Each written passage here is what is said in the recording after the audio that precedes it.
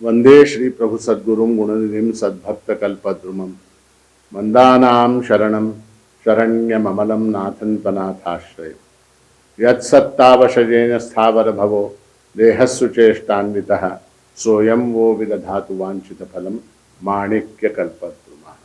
ॐ पार्थाय प्रतिबोधितां भगवता नारायणेन स्वयं व्यासेन ग्रथितां पुराणमुनिना मध्ये महाभारतम् अद्वैतामृतवर्षिणीं भगवतीम् अष्टादशाध्यायिनीम् अम्ब त्वाम् अनुसन्दधामि भगवद्गीते भवद्वेषिणी। हम लोग यहाँ इस वेदांत सप्ताह महोत्सव के उपलक्ष्य में आयोजित इस वेदांत शिक्षा शिविर में श्रीमद् भगवद गीता के 7वें अध्याय का अध्ययन कर रहे हैं और आज इस ज्ञान यज्ञ की पूर्णाहुति होने वाली है। आज ये अध्याय हमारा समाप्त हो जाएगा। इस 7वें अध्याय में भगवान ने अपने समग्र रूप का वर्णन किया है और उसके बाद भक्ति का वर्णन किया कि भगवान की शरण में कौन आते हैं कौन नहीं आते, और उसके बाद जो है भगवान ने ये कहा कि ज्ञानी भक्त जो है वो सर्वश्रेष्ठ है। क्योंकि उसको इस बात का ज्ञान हो जाता है कि वासुदेव सर्वम बहूनाम जन्मनाम अन्ते ज्ञानवान माम प्रपद्यते वासुदेव सर्वमिति स महात्मा सुदुर्लभः। ऐसा ज्ञानी ऐसा महात्मा जो है वो अत्यंत दुर्लभ होता है। और भगवान ने ये भी कहा कि ज्ञानी मेरा आत्मा है, वो मुझे अत्यंत प्रिय है, इत्यादि अनेक बातें भगवान ने कही। और 20वें श्लोक से लेके 26वें श्लोक तक भगवान ने सकाम भक्ति का वर्णन किया। सकाम भक्ति यानी क्या? जैसा मैं आपको 2 दिन से बता रहा हूं, परिच्छिन्न फल की प्राप्ति के लिए, लिमिटेड फल की प्राप्ति के लिए परिच्छिन्न शक्ति वाले देवताओं के पास जाकर उनकी उपासना करके परिच्छिन्न ऐसा फल प्राप्त करना। लिमिटेड शक्ति वाले देवता के पास जाकर लिमिटेड कामना की पूर्ति के लिए लिमिटेड फल प्राप्त करना, इसका नाम क्या है? सकाम भक्ति है। और 20वें श्लोक से लेके भगवान ने 26वें श्लोक तक इस सकाम भक्ति का वर्णन किया और कहा कामैस्तैस्तैरहत ज्ञाना प्रपद्यन्ते देवताः तन्तन् नियममास्थाय प्रकृत्या नियता स्वया। उन कामनाओं की प्राप्ति के लिए, उन कामनाओं की पूर्ति के लिए प्रपद्यन्ते अन्य देवता, ये लोग जो हैं सकाम उपासक जो हैं वो अन्य देवताओं के पास जाते हैं। मुझ सच्चिदानंद घन परमात्मा की पराशक्ति को भूलकर मेरी ही अपराशक्ति के प्रतिरूप ऐसे जो अन्य देवता हैं उन अन्य देवताओं की शरण में जाते हैं और वहां प्रकृत्या नियता स्वया, अपने स्वभाव के वशीभूत होकर, अपनी प्रकृति के वशीभूत होकर उन नियमों का पालन करते हुए उस देवता की आराधना करते हैं। उसके बाद भगवान ने कहा यो यो याम याम तनुम भक्तः श्रद्धयार्चितुम इच्छति तस्य तस्याचलाम श्रद्धाम तामेव विददाम्यहम्। उन देवताओं के प्रति कामनाओं की पूर्ति के कारण सकाम भक्त के मन में जो श्रद्धा होती है उस श्रद्धा को वास्तव में मैं दृढ़ करता हूं। उस श्रद्धा को मैं दृढ़ करता हूं। किनके प्रति? उन देवताओं के प्रति उनकी श्रद्धा को मैं दृढ़ करता हूं। उसके बाद भगवान ने कहा सतया श्रद्धया युक्तः तस्याराधनमीहते लभते च ततः कामान मयैव विहितान हितान। उनको ये लगता है कि उस देवता की उपासना से उनकी मनोकामना की पूर्ति हुई, किंतु वास्तव में क्या है? वास्तव में उन कामनाओं की पूर्ति मैं ही करता हूं। क्यों? क्योंकि उन देवताओं को भी शक्ति प्रदान करने वाला मैं हूं। मैंने उदाहरण कौन सा दिया? तो पोस्ट ऑफिस का उदाहरण दिया, पोस्ट ऑफिस का उदाहरण दिया। पोस्ट मास्टर जो हमको पैसे देता है, ब्याज देता है या जो कुछ भी देता है, किसकी शक्ति से देता है? Government of India, government of India की शक्ति। वो स्वयं कुछ नहीं कर सकता। उसी तरह से ये जो अन्य देवता हैं, इनके पास जाने से, इनकी उपासना करने से जिस फल की प्राप्ति होती है, लभते च ततः कामान मयैव विहितान हितान, उन कामनाओं की पूर्ति भी मैं ही करता हूं। और वहां जिस फल की प्राप्ति होती है, उस फल का वर्णन करते हुए भगवान ने कहा, अंतवत्तु फलम तेषाम तद्भवत्यल्पमेधसाम देवान देवयजो यान्ति मद्भक्ता यान्ति मामपि। भगवान ने कहा कि वहां जो फलों की प्राप्ति होती है वो सारे कैसे हैं? अंतवत। अंतवत यानी क्या? वो परमानेंट नहीं है, वो शाश्वत नहीं है। उन फलों की, वो फल जो है टाइम और स्पेस से, देश और काल से मर्यादित है, और जैसे ही उनका समय समाप्त हो जाता है वो फल भी समाप्त हो जाता है। अंतवत्तु फलम तेषाम तद्भवति अल्पमेधसाम। और इन फलों के पीछे जाने वाले जो लोग हैं, उनके लिए भगवान ने अल्पमेधसाम शब्द का प्रयोग। अल्पमेधसाम यानी क्या? अल्प बुद्धि वाले लोग। क्यों? क्योंकि मैंने कहा आपसे उस दिन कि इतने परिश्रम में, इतने ही परिश्रम में आपको मोक्ष जैसा परम पुरुषार्थ प्राप्त हो सकता था। आपको मोक्ष जैसा परम पुरुषार्थ इतने ही परिश्रम में प्राप्त हो सकता था। मैंने कहा व्यापार का सिद्धांत है। व्यापार का सिद्धांत क्या है? कि कम से कम इन्वेस्टमेंट में अधिक से अधिक लाभ जो कमाता है वो सफल कहलाता है। हमने क्या किया? हमने इन्वेस्टमेंट बहुत कर दी, समय बर्बाद कर दिया, शक्ति का अपव्यय कर दिया, धन का अपव्यय कर दिया, सब कुछ किया, और फल क्या पाया? थोड़े से पैसे, वो थोड़े से अपरा प्रकृति की चीजें, थोड़ी सी वैषयिक कामनाएं, इनको पूर्ण कर लिया। इतने में, इतने ही परिश्रम में, इतनी ही साधना में हमको मोक्ष प्राप्त हो सकता था, जिसकी ओर हमने दुर्लक्ष्य किया, जिसकी हमने उपेक्षा की। तो भगवान यहां सकाम भक्ति के जो प्रोज एंड कॉन्स हैं उनका वर्णन कर रहे हैं, उसके अंदर लाभ क्या और खतरे क्या। यहां 24वें श्लोक में भगवान ने कहा, जिसको हमने कल देखा, अव्यक्तम व्यक्तिमापन्नम मन्यन्ते माम बुद्धयः परम भावमजानन्तः ममाव्ययमनुत्तमम्। मम परम भावम जानन्तः, मेरी जो परा प्रकृति है, मेरा जो निर्गुण निराकार निर्विकार ऐसा स्वरूप है, उसको अजानन्तः, उसको न जानते हुए ये लोग क्या करते हैं? सकाम भक्त क्या करते हैं? अव्यक्तम व्यक्तिमापन्नम, मैं जो अव्यक्त हूं, अव्यक्त यानी क्या? इंद्रियों के लिए सर्वथा अगोचर हूं, मुझे एक व्यक्ति के रूप में देखते हैं। और जब वो व्यक्ति के रूप में देखते हैं तो फिर क्या कर देते हैं? मुझे वो लिमिटेड बना देते हैं।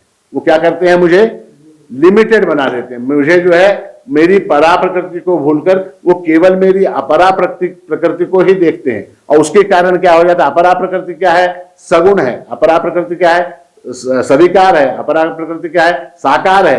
तो उसको जो है, जिसको आकार होता है, जो सगुण होती है, जो सविकार होती है, वो वस्तु लिमिटेड होती है, देश काल वस्तु से मर्यादित होती है। तो वो क्या कर देते हैं? मेरे विशाल स्वरूप को संकुचित कर देते हैं, संकुचित कर देते हैं।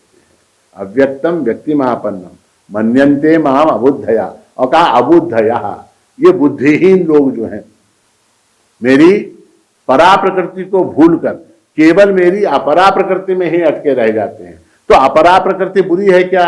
सकाम भक्ति बुरी है क्या? नहीं, सकाम भक्ति बुरी नहीं है।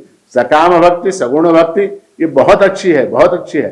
किंतु उसके साथ साथ हमको ये भी स्मरण रखना होगा कि जिसको हम धनुर्धारी समझ रहे हैं, जिसको कोदंडधारी समझ रहे हैं, जिसने पीतांबर धारण कर रखा है, जिसने मुकुट धारण कर रखा है, जिसने कुंडल पहन रखे हैं, जिसने गले में मोतियों की माला पहनी है, ऐसा सगुण सशरीर, ऐसा जो राम है, ऐसा जो कृष्ण है, वो कृष्ण क्या है? किसको रिप्रेजेंट कर रहा है? वो मेरी परा प्रकृति को रिप्रेजेंट कर रहा है। सच्चिदानंद घन निर्विकार निराकार ऐसा मेरा जो स्वरूप है, उसको वो रिप्रेजेंट कर रहा है, उसका वो प्रतिनिधित्व कर रहा है। इसको वो भूल जाते हैं, इसलिए भगवान ने कहा अबुद्धयः। उसके बाद 25वें श्लोक में भगवान ने कहा, नाहम प्रकाश सर्वस्य योग माया समावृतः मूढ़ोऽयं नाभिजानाति लोको मामजम अव्ययम। फिर वही बात भगवान ने कही कि यहां कहा कि नाहम प्रकाश सर्वस्य, मैं सबको दिखाई नहीं देता,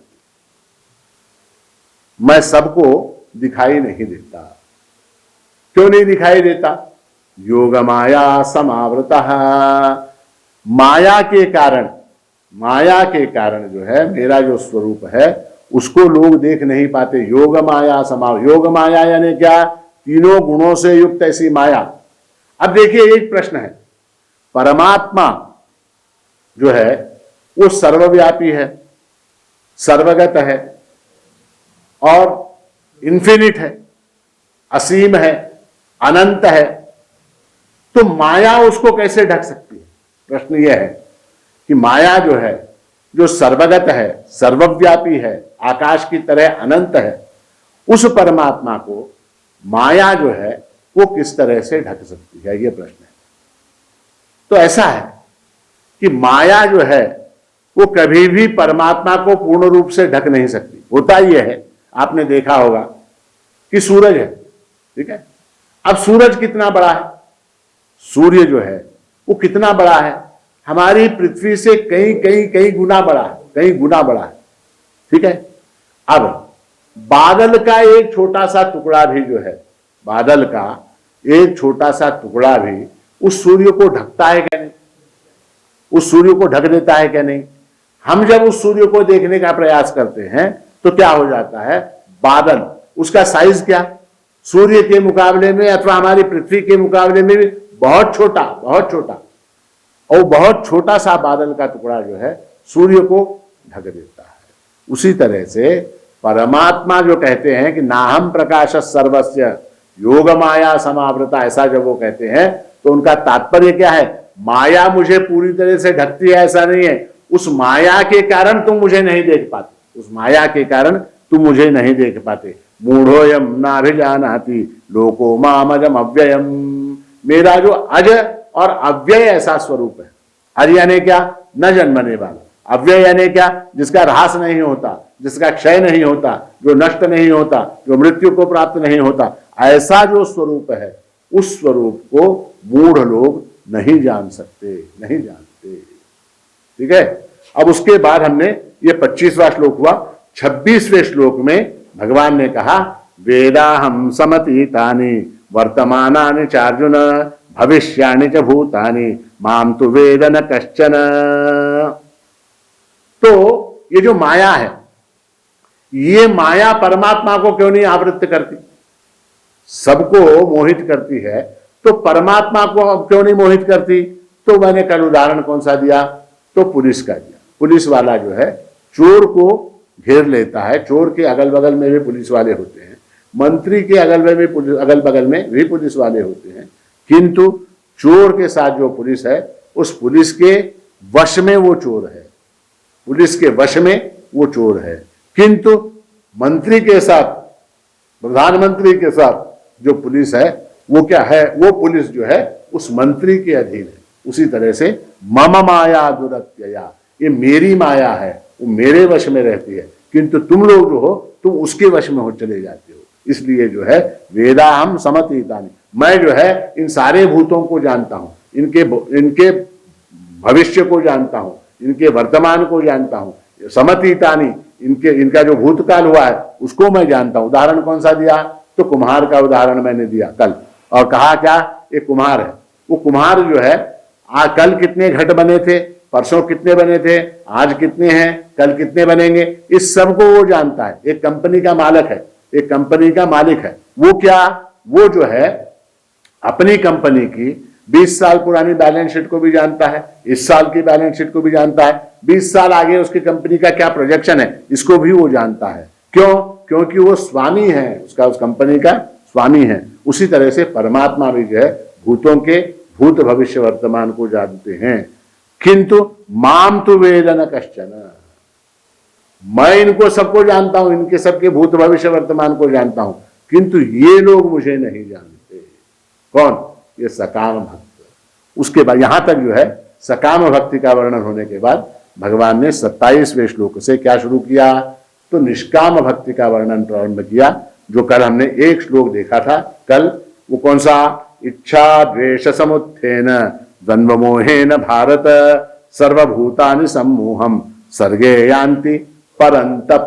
यहां भी सकाम उपासना की बात हो रही, अगले श्लोक से निष्काम उपासना की बात होगी। तो भगवान यहां कहते हैं इच्छा द्वेष समुत्थेन, इच्छा और द्वेष के कारण जो द्वंद्व और मोह उत्पन्न होता है, उससे ये लोग सब क्या हैं? इससे ये सब लोग ग्रस्त हैं। ये सारे सकाम उपासक जो हैं, इच्छा और द्वेष के कारण द्वंद्व जो मोह जो उत्पन्न होता है, उसके कारण जो है ये सर्वभूतानि सम्मोहम यान्ति, इच्छा द्वेष के कारण वो सम्मोह की स्थिति में चले जाते हैं, और सम्मोह की स्थिति में चले जाने के कारण मेरे स्वरूप को नहीं जानते। यहां तक जो है हमने कल देखा था। उसके बाद अब आज का विषय हम प्रारंभ करते हैं।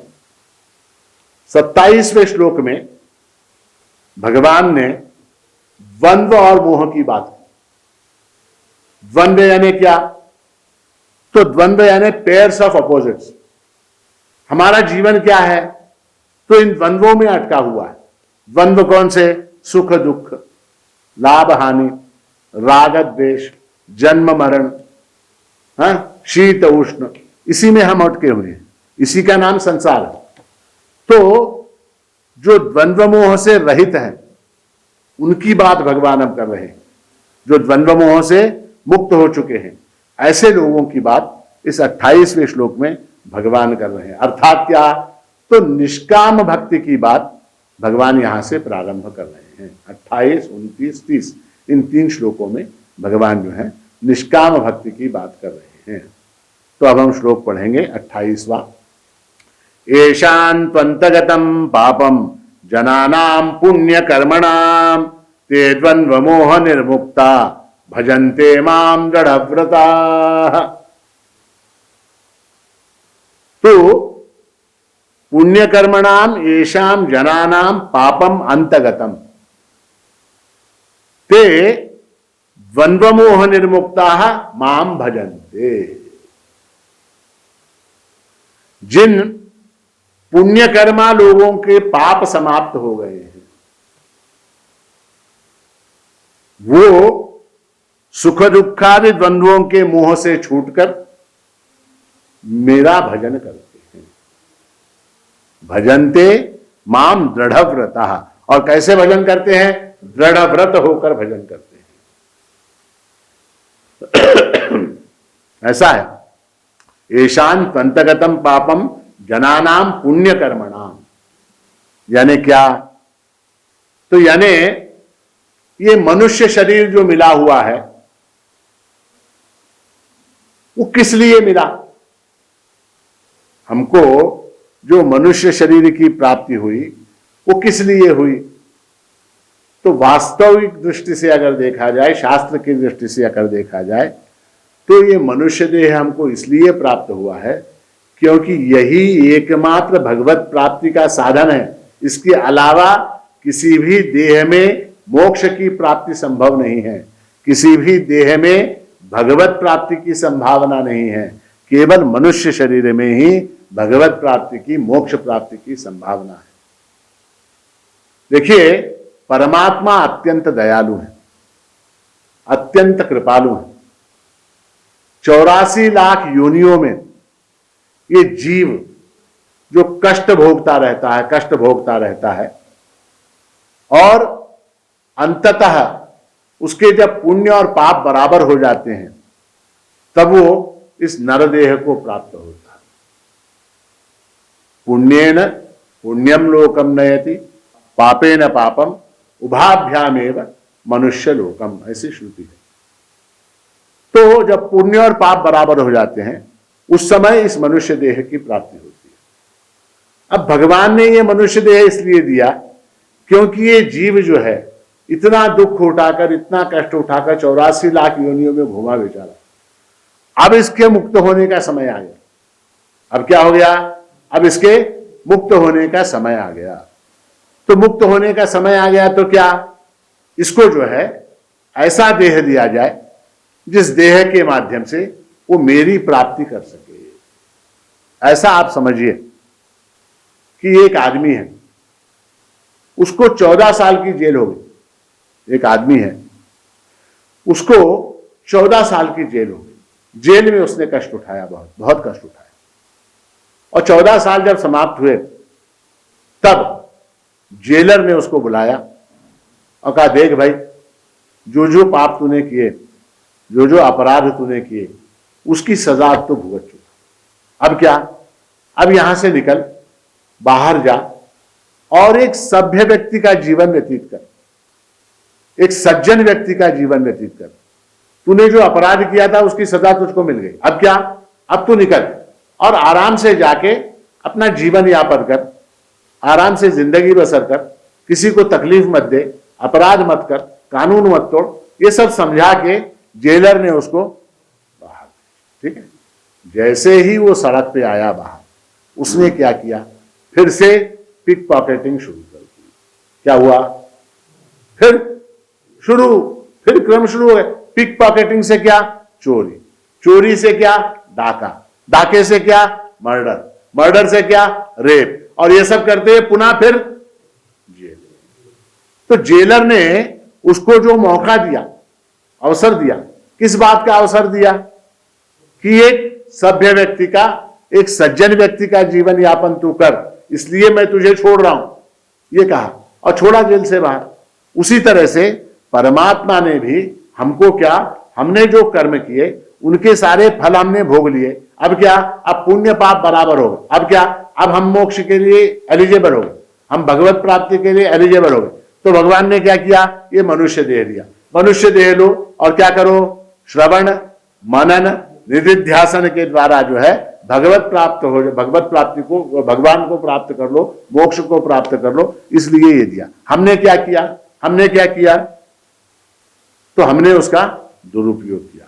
किंतु जो लोग इस नरदेह का सदुपयोग करते हैं, उनके लिए भगवान ने यहां शब्द इस्तेमाल किया, पुण्य कर्मा, पुण्य कर्मा।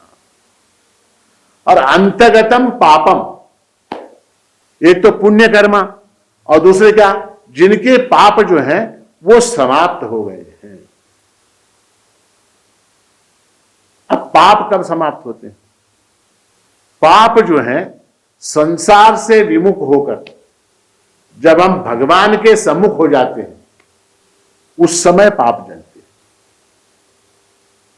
पाप ऐसे ही नहीं जलते।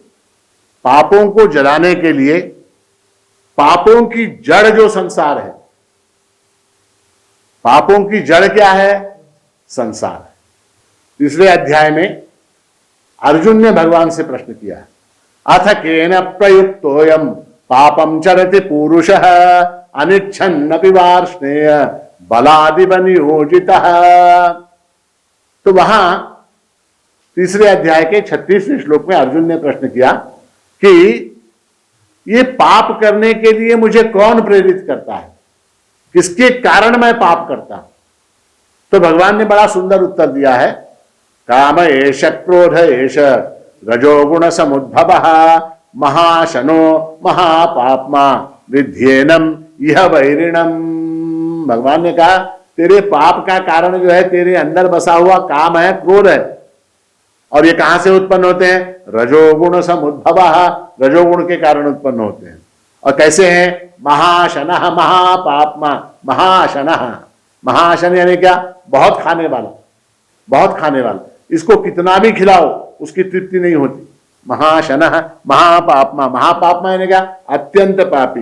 विध्येनम इह वैरिणम, इस संसार में अगर तुम्हारा कोई शत्रु है तो कौन है? तो ये काम और क्रोध है। इनको तुम अपना वैरी जानो, अपना शत्रु जानो, ठीक है। तो अंतगतम पापम, तो संसार क्या है? संसार जो है वो काम और क्रोध का चक्र है। बस एक कामना उत्पन्न हुई, उस कामना को पूर्ण करने का हमने प्रयास किया, वो कामना अगर पूर्ण नहीं हुई तो क्रोध आ गया, वो कामना अगर पूर्ण हो गई तो लोभ आ गया, ठीक है। संसार इसी का नाम है। इस संसार से विमुख होकर जब हम परमात्मा के सम्मुख हो जाते हैं तब पाप जलते हैं, अन्यथा पाप नहीं जलते। जब तक हम संसार के अंदर रहेंगे तब तक ये पाप जो है ये हमको इसी तरह से तप्त करते रहेंगे। वास्तव में अगर देखा जाए तो जगत में 1.5 ही पाप है और 1.5 ही पुण्य है। 1.5 समझते हैं आप? 1.5 यानी क्या? 1.5। 1.5 पाप कैसे है? परमात्मा से विमुख हो जाना, परमात्मा से विमुख हो जाना वो एक पूरा पाप है, और दुराचार करना आधा पाप। हम समझते हैं ना दुराचार पाप है, नहीं, दुराचार पूरा पाप नहीं है। परमात्मा से विमुख हो जाना ये पूरा एक पाप है। और आधा पाप कौन सा? तो आधा पाप जो है ये दुराचार दुष्कर्म जो हम करते हैं वो आधा पाप है। इस प्रकार से 1.5 पाप है और 1.5 ही पुण्य है। 1.5 पुण्य कैसे? परमात्मा के सम्मुख हो जाना, परमात्मा की शरण में जाना, ये पूरा एक पुण्य है, एक पुण्य है। और 0.5 कौन सा? जो सदाचार हम करते हैं पुण्य के लिए, जो अनेक धर्माचरण हम करते हैं, वो क्या? वो आधा पुण्य है, आधा पुण्य है। तो कहने का तात्पर्य है कि परमात्मा के सम्मुख हो जाना ये पुण्य है, परमात्मा से विमुख हो जाना ये पाप है। ठीक है। और एक महत्व की बात ऐसी है कि अपने पाप का प्रायश्चित करते हुए आगे से मैं पाप नहीं करूंगा, ऐसा भाव भी मन में उदित हो जाए तो वो भी पापों को नष्ट करता है। देखिए हमारा क्या ईसाई धर्म, उस ईसाई धर्म में एक बड़ी अच्छी बात, वहां क्या है? उसको कन्फेशन कहते हैं। कन्फेशन, कन्फेशन यानी क्या? तो जो पापी है वो गिरजाघर में जाता है और गिरजाघर में जाकर वहां वो अपने पापों को कबूल करता है कि मैंने ये अमुक पाप किया, आज मैंने अमुक पाप किया, हे परमात्मा, हे ईश्वर, तुम मुझे इस पाप से मुक्त करो, मुझे क्षमा करो, इत्यादि प्रकार की प्रार्थना वो करता है। तो उससे क्या हो जाता है? उससे उसका वो पाप नष्ट होता है, ऐसी ईसाइयों की मान्यता है। और वो मान्यता जो है सभी धर्मों में है, प्रायश्चित्त से पाप नष्ट होता है, प्रायश्चित्त से पाप नष्ट होता है। और इसीलिए भगवान ने गीता में भी कहा, क्षिप्रम भवति धर्मात्मा शश्वत शांतिम निगच्छति कौन्तेय प्रतिजानीहि न मे भक्त प्रणश्यति। वो कितना भी पापी हो, हम लोग प्रार्थना करते हैं अति पापी अजामिल उद्धरिला। भगवान ने किस किस का उद्धार किया? अति पापी, देखिए पापी का उद्धार तो किया। अरिमित्र समान तुला श्री हरि मजला ही प्रतीति आली से बरी पूतना प्रति मोक्ष तुआ। जो भगवान को मारने गई, पूतना कौन थी? पूतना राक्षसी थी। और पूतना जो है भगवान श्री कृष्ण की हत्या करने के लिए गई थी, कंस द्वारा भेजी गई थी। हाँ, अब भगवान ने ही उसको मार दिया, उसका वध कर दिया। तो क्या हो गया? उसको मोक्ष प्राप्त हो गया। किसको? पूतना को। तो क्षिप्रम भवति धर्मात्मा शश्वत शांतिम निगच्छति कौन्तेय प्रतिजानीहि न मे भक्त प्रणश्यति। वो पापी भी हो और अगर मेरा भक्त है तो उसका नाश नहीं होता। अपिचेत सुदुराचारो भजते माम अनन्य भाग साधुरेव समन्तव्यः सम्यक व्यवसितो ही सहा। भगवान ने कहा कि वो दुराचारी है। अपिचेत सुदुराचार, सुदुराचारी यानी क्या? अत्यंत दुराचारी। एक अर्थ है, एक अर्थ क्या? सुदुराचारी। सुदुराचारा यानी क्या? अत्यंत दुराचार करने वाला, दुराचारियों में श्रेष्ठ, पीएचडी इन दुराचार। ठीक है, सुदुराचारी। उसके बाद क्या? सुदुराचारी यानी क्या? सुदुराचारी यानी दुराचार करते हुए भी जिसके हाथों से पाप हो गए, ऐसा व्यक्ति अगर परमात्मा की शरण में चला जाए वो सुदुराचारी हो जाता है, अच्छा दुराचारी है। अपिचेत सुदुराचारो भजते माम अनन्य भाग। वो अनन्य भाव से अगर मेरा भजन करता है, साधुरेव समन्तव्यः, उसको साधु मानना चाहिए। उसको क्या मानना चाहिए? साधु मानना चाहिए। सम्यक व्यवसितो ही सह, वो क्या है? सम्यक रूप से व्यवसित है, वो मेरे में स्थित है, वो मेरे से जुड़ा हुआ है। वो क्या है? मेरा भक्त है, मेरा भक्त है। इसलिए जो है वो दुराचारी भी है। और उसने अगर ये मान लिया कि मुझसे पाप हो गया और उसने जो है प्रायश्चित कर लिया, तो फिर क्या? फिर वो साधुरेव समन्तव्या, वो साधु कहलाने के योग्य है। ठीक है, तो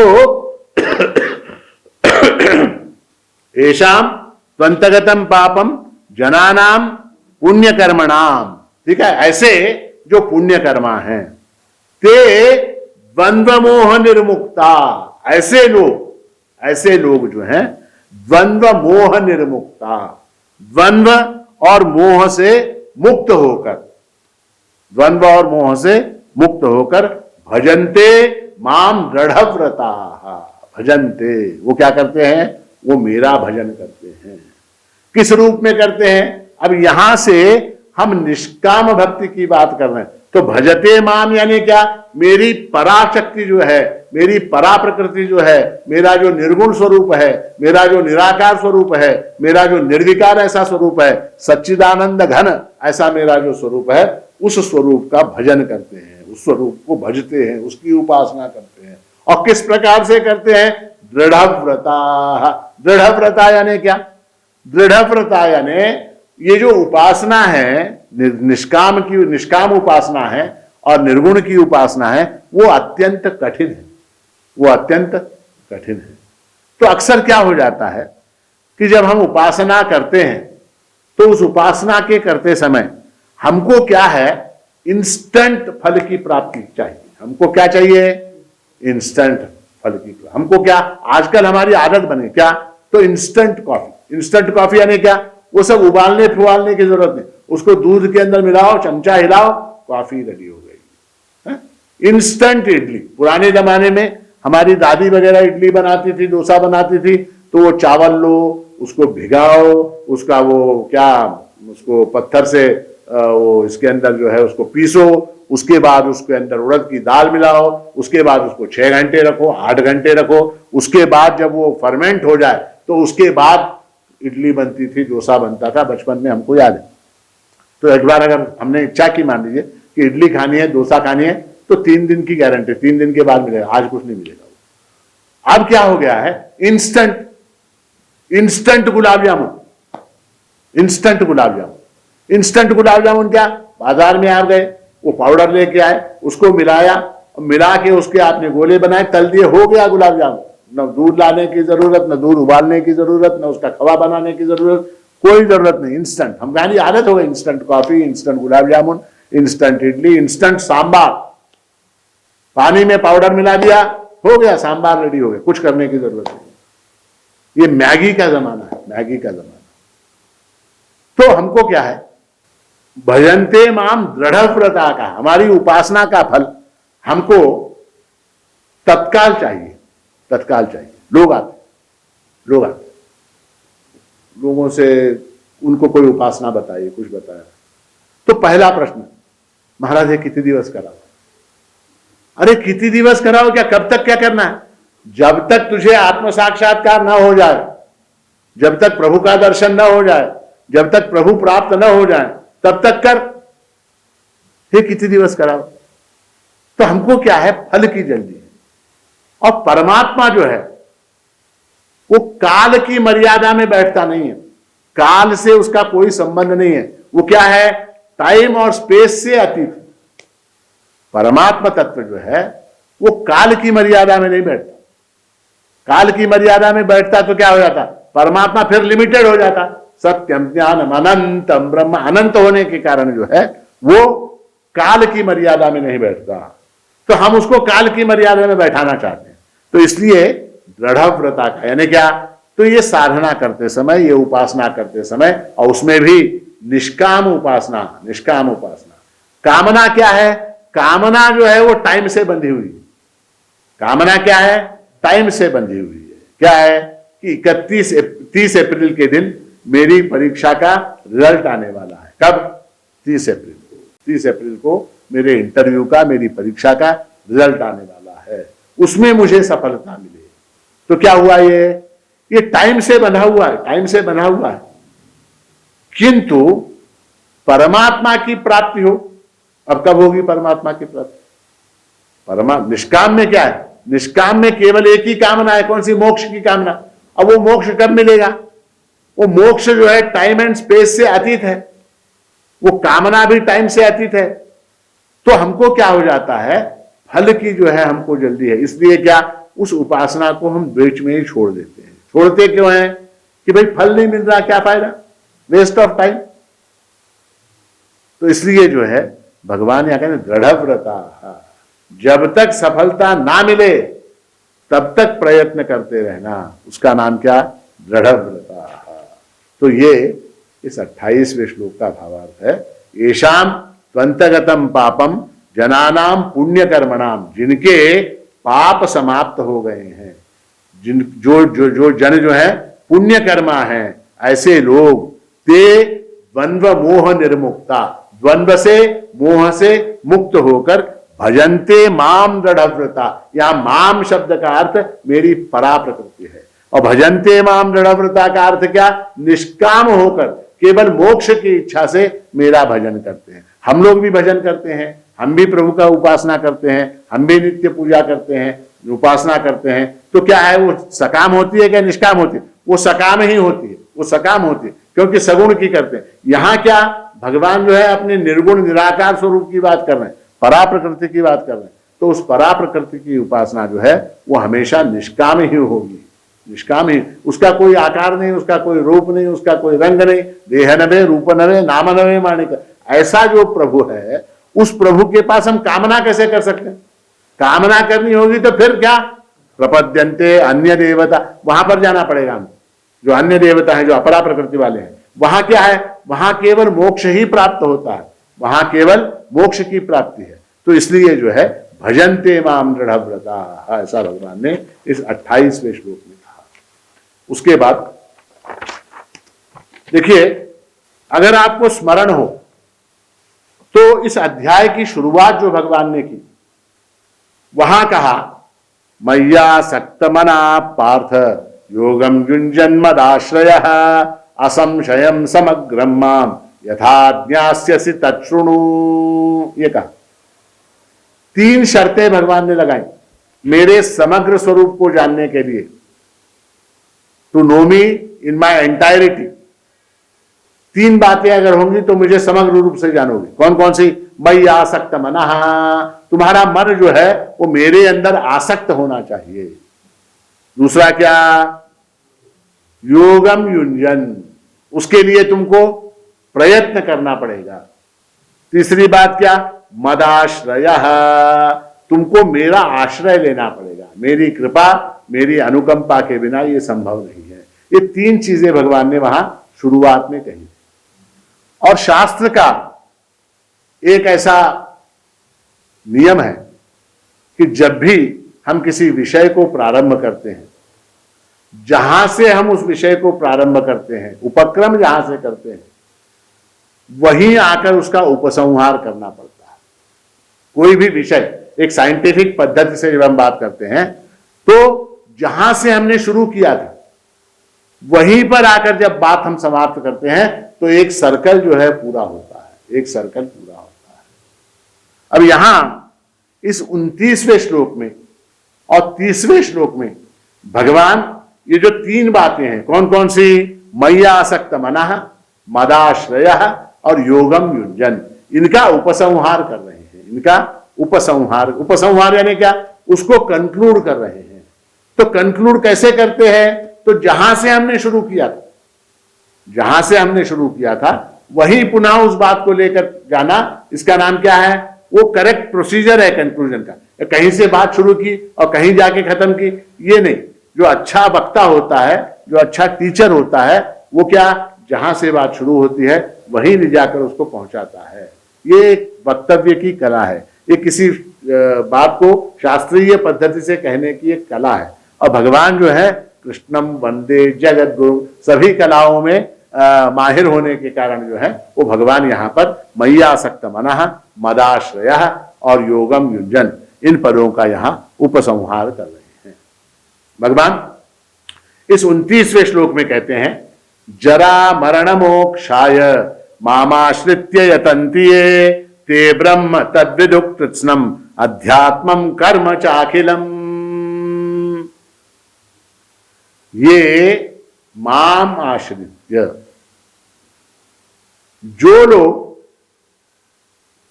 कौन? जो लोग जो निष्काम उपासना करने वाले हैं, जो निर्गुण परमात्मा की उपासना करने वाले हैं, जो परा प्रकृति की उपासना करने वाले, परमात्मा के परा प्रकृति को जानने वाले हैं, वो जरा मरण मोक्षाय यतन्ति। जरा और मरण, जरा यानी क्या? जरा यानी बुढ़ापा। जरा शब्द का अर्थ क्या है? बुढ़ापा। और मरण शब्द का अर्थ क्या है? डेथ, मरण, बुढ़ापा और मृत्यु। इनसे छूटने के लिए, मोक्षाय, इनसे छूटने के लिए यतन्ति, प्रयास करते हैं। ठीक है?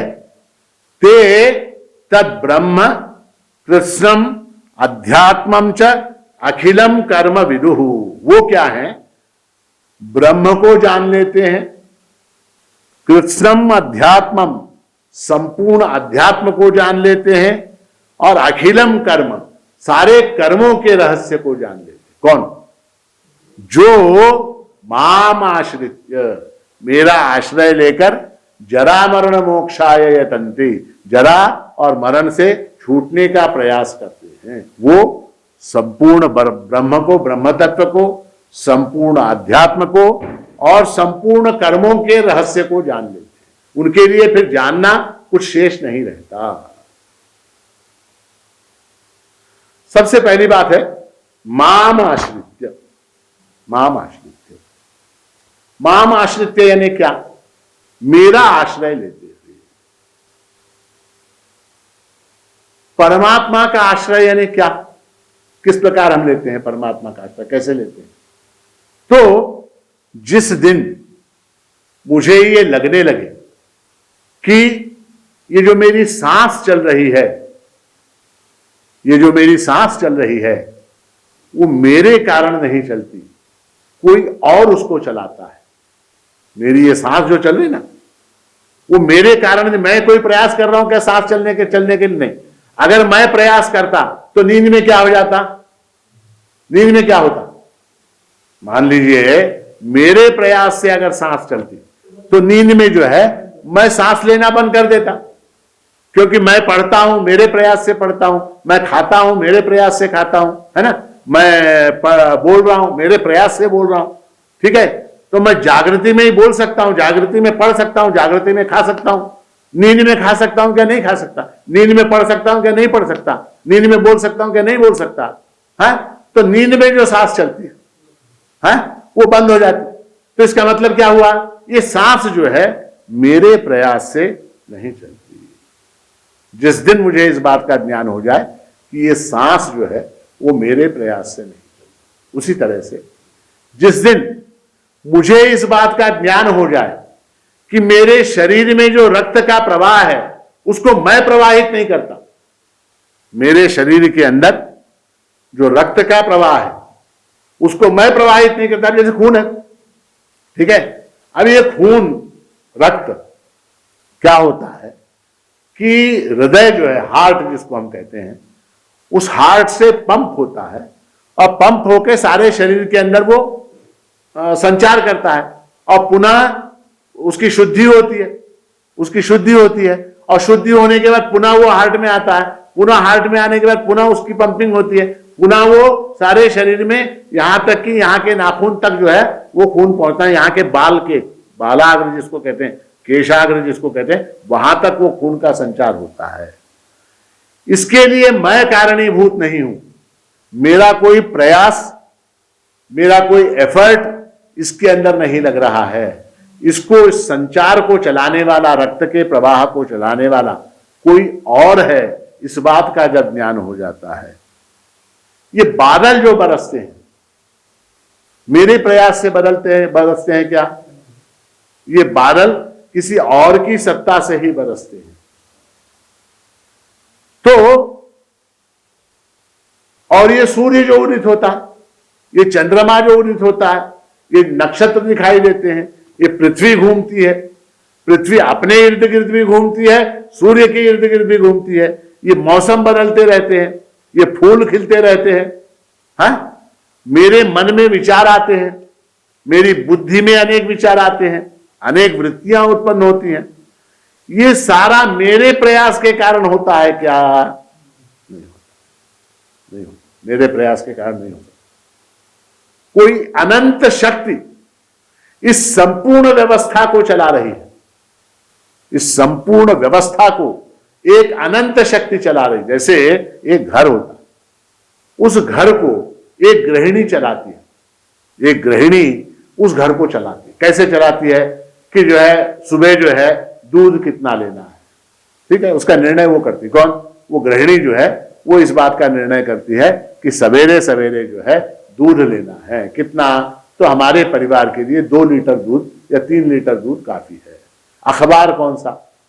टाइम्स ऑफ इंडिया या स्टेट्समैन या हिंदुस्तान टाइम्स या सामना? कौन सा अखबार? ठीक है, वो कौन तय करता है? वो गृहिणी तय करती है कि मेरे घर में ये 2 अखबार आएंगे। कौन से? टाइम्स ऑफ इंडिया और महाराष्ट्र टाइम्स, ये 2 अखबार आएंगे। ठीक है, उसके बाद राशन, महीने का राशन, वो कब लाना है, कितना लाना है। उसके बाद तरकारी, वो कितनी लानी है, किस मात्रा में लानी है, ये सारी चीजें। फिर क्या बनेगा, किसको क्या पसंद है, किसको डायबिटीज है घर में, उसको क्या खिलाना है, पति को क्या खिलाना है, बेटे को क्या खिलाना है और स्वयं क्या खाना है, इसका निर्णय कौन करता है? वो गृहिणी करती है। ठीक है, अब घर के अंदर कपड़े हैं, कपड़ों के धुलने की व्यवस्था है, हाँ, वॉशिंग मशीन है, उसकी व्यवस्था है। उसके बाद टेलीफोन का बिल है, उसके बाद इलेक्ट्रिसिटी का बिल है, उसके बाद घर में नल में पानी नहीं आ रहा, गैस खत्म हो गई है। ये सारी व्यवस्था, इस एक व्यवस्था को करने में उस गृहिणी को कितना परिश्रम, कितनी बुद्धि, कितनी योजना, कितना प्रयास करना पड़ता है। सोचिए, जो गृहिणियां हैं वो लोग सोचिए कितनी व्यवस्था करनी पड़ती है। एक घर कितना, 2 BHK का, 1 BHK का घर, उस एक घर के लिए इतनी व्यवस्था, इतनी योजना करनी पड़ती है। हाँ, तो इस अनंत ब्रह्मांड को चलाने के लिए, हाँ, उस परमात्मा को कितनी बड़ी योजना, कितनी बड़ी प्लानिंग, कितना उसको करना पड़ता होगा। उसके आश्रय के बिना यह संभव है क्या? जिस प्रकार उस गृहिणी की योजना के बिना हमको खाना नहीं मिल सकता घर में। आज चपाती बनेगी, ज्वार की रोटी बनेगी, पराठा बनेगा, आलू का पराठा बनेगा, मेथी का पराठा बनेगा, चावल बनेगा, क्या बनेगा, इस बात का निर्णय जिस प्रकार वो गृहिणी करती है, उस प्रकार ये अनंत अनंत अनंत प्राणी ये क्या खाएंगे, कैसे जिएंगे, कब रहेंगे, कितने दिन रहेंगे, कितने दिन में मरेंगे, कैसे मरेंगे, ये सारी व्यवस्था करनी पड़ती है। किसको? उस परमात्मा को। उस परमात्मा, इसलिए उसको अनंत कोटि ब्रह्मांड नायक कहा गया है। अनंत कोटि ब्रह्मांड नायक। तो जिस दिन मुझको इस बात का एहसास हो जाता है, जिस दिन मुझको इस बात का एहसास हो जाता है कि इसको चलाने वाली शक्ति कोई और है और उस शक्ति के आश्रय के बिना मैं कुछ भी नहीं कर सकता, उसके सामने मैं कुछ भी नहीं हूं। सोचिए, आप साइज की दृष्टि से देखिए, साइज की दृष्टि से, साइज, पृथ्वी का साइज कितना है? पृथ्वी का साइज, उस पृथ्वी के साइज में इंडिया का साइज कितना, इंडिया के साइज में महाराष्ट्र का साइज कितना, कर्नाटक का साइज कितना, कर्नाटक में हमारे बीदर का साइज कितना, आपकी बंबई का साइज कितना, उस बंबई की साइज में बोरीवली कितनी, बोरीवली में फिर आपकी सड़क कितनी, उस सड़क में आपका घर कितना, उस घर में आपका फ्लैट कितना, उस फ्लैट में रहने वाला आप जीव, तुम जो जीव हो उसका साइज कितना। हाँ, बिल्कुल तृणमात्र घनमात्र ऐसा साइज हो जाता है। कब हो जाता है वो? जब हम उस विशाल अनंत ऐसे परमात्मा को देखते हैं, उसका जब हम स्मरण करते हैं, उसकी अपेक्षा से हम छोटे हो जाते हैं, उसकी अपेक्षा से हम तृणमात्र हो जाते हैं। किंतु जब हम उसको भूल जाते हैं, किसको? उस अनंत शक्ति वाले परमात्मा को, उस अनंत आकार वाले परमात्मा को जब हम भूल जाते हैं, सर्वव्यापी ऐसे परमात्मा को भूल जाते हैं, उस समय क्या हो जाता है? उस समय उस हाफ BHK का मैं मालिक हूं, ये मेरा घर है, ये मेरा घर है। 1 BHK भी नहीं, हाफ BHK। आजकल नया ट्रेंड निकला, हाफ BHK। तो हाफ BHK का मैं क्या हो जाता हूं? मैं इसका स्वामी हो जाता हूं। तो जिस समय उस परमात्मा की अनंतता का ज्ञान हो जाता है, उसकी सर्वशक्तिमत्ता का ज्ञान हो जाता है, उसको कहते हैं माम आश्रित्य। वो मेरे आश्रय में आ गया, मेरे आश्रय में आ गया। तो माम आश्रित्य, ठीक है। और उनका आश्रय लेते हुए क्या, जरा मरण मोक्षाय, जरा और मरण से मुक्त होने के लिए। अब देखिए, आप सोचिए, जरा और मरण से हम मुक्त हो सकते हैं क्या? बुढ़ापे से और मृत्यु से हम मुक्त हो सकते हैं क्या? कोई मुक्त नहीं हो सकता। प्रत्येक व्यक्ति को बूढ़ा होना है और प्रत्येक व्यक्ति को मरना है। अब यहां शास्त्र कह रहा है, भगवान कह रहे हैं कि जरा मरण से मुक्ति के लिए, बुढ़ापे और मृत्यु से मुक्ति के लिए, तो जो इम्पॉसिबल है, जो इम्पॉसिबल है उसके लिए प्रयत्न करना कोई चतुराई की बात है क्या? जो चीज इम्पॉसिबल है उसके लिए प्रयत्न करना होशियारी है क्या? अकलमंदी है क्या? आप बताइए। जो चीज हो ही नहीं सकती, जो चीज कदापि संभव नहीं है, उसके लिए हम प्रयत्न करें तो हम मूर्ख कहलाएंगे। मान लीजिए थोड़ी देर के लिए मैं यह प्रयत्न करूं कि मैं यूनाइटेड स्टेट्स ऑफ अमेरिका का राष्ट्रपति बन सकता हूं क्या? मैं नहीं बन सकता। क्यों? मेरी नागरिकता नहीं है, मैं भारत का नागरिक हूं। मैं भारत का नागरिक हूं, अमेरिका का मुझे कुछ भी नहीं मालूम है, मैं वहां का राष्ट्रपति बन सकता हूं? नहीं बन सकता। मैं चाहे जितना भी प्रयास कर लूं, मैं अमेरिका का राष्ट्रपति, हाँ भारत का बन सकता हूं मगर अमेरिका का नहीं बन सकता। मैं नहीं बन सकता। वो केवल भारत में ही विदेशी लोग बड़े बड़े पदों पर रह सकते हैं, बाहर आपको नहीं आने देंगे।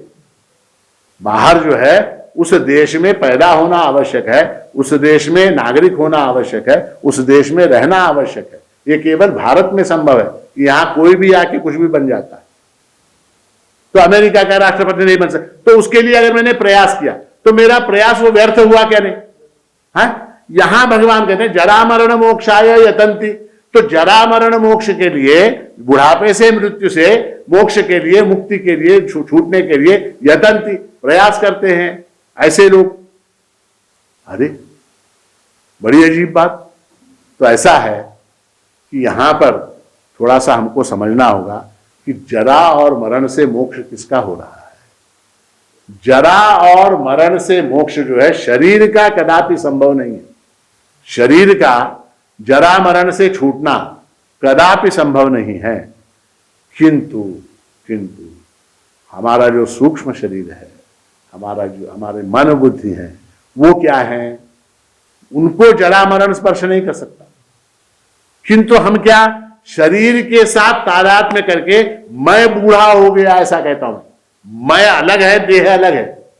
देह नवे रूप नवे नाम नवे माणिक। देह से अपने आप को जब मैं भिन्न करता हूं तब क्या, तो मैं बूढ़ा नहीं होता। मैं क्या हो जाता है कि मैं तादात्म्य करता हूं। किसके साथ? आइडेंटिफाई करता हूं। किसके साथ?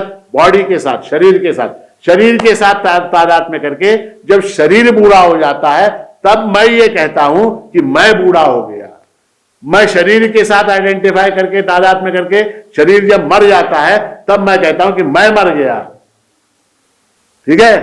तो यहां क्या है, जरा मरण मोक्षा, यानी क्या, देह के साथ जो तादात्म्य है, देह के साथ जो आइडेंटिफिकेशन है, मैं देह हूं, ऐसी जो भावना है, ऐसी जो भावना है, उस भावना से छूटने का प्रयास, जरा मरण से छूटने का प्रयास यानी क्या, देह के देहाभिमान के छूटने का प्रयास। तो जरा मरण मोक्षाय, और माम आश्रित्य यतन्ति। देखिए दो चीजें हैं क्या, एक परमात्मा की कृपा संपादित करना। परमात्मा की कृपा कब संपादित होगी, उनका आश्रय कब प्राप्त होगा, तो जब उनके अनंत स्वरूप का ज्ञान होगा उस समय। क्योंकि ऐसा है, कोई भी व्यक्ति किसी के भी आश्रय में जाता, किसी की शरण में जाता, ठीक है, व्यवहार में आप देखिए, ठीक है, मान लीजिए आप एक किसी सभा में, किसी पार्टी में, आप या किसी बस में, ट्रेन में सफर, मान लीजिए हवाई जहाज में सफर, हवाई जहाज में सफर, आपकी बगल में एक व्यक्ति बैठा, ठीक है, आपकी बगल में एक व्यक्ति बैठा है और आप जो है उस व्यक्ति की उपेक्षा करके, जैसा कि अक्सर होता है हवाई जहाज में, अगर लोग बैठते हैं अपने इसमें होते हैं, क्या क्या कहते हैं, अपने एटीट्यूड में होते, तो आप अपना अखबार पढ़ो, ठीक है, वो बगल में बैठा है बेचारा, ठीक है, उसकी तरफ आपका ध्यान नहीं है, आप उसको, उसकी शरण में जाएंगे क्या, उससे कुछ बात करेंगे नहीं।